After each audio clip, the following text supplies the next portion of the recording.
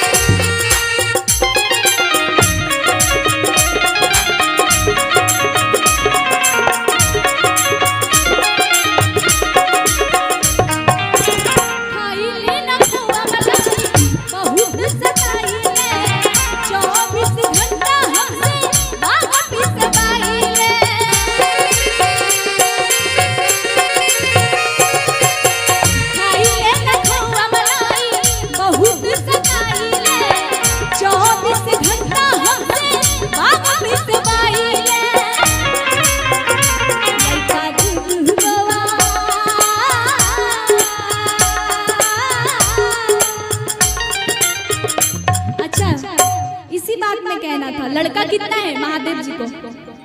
महादेव जी के कितने बच्चे हैं? कोई 2, कोई 3, कोई 1, कोई 4। महादेव जी के कितने बच्चे? अभी सब लोग कहेंगे कि महादेव जी के 2 बच्चे, एक कार्तिक और एक गणेश, यही बोलेंगे। लेकिन हम सब महादेव के बच्चे हैं, जैसे वो चाचा जी ने कहा ना, तो इसीलिए करोड़ गिनती नहीं है, इसलिए क्या कहेंगे कि लइका सा हुआ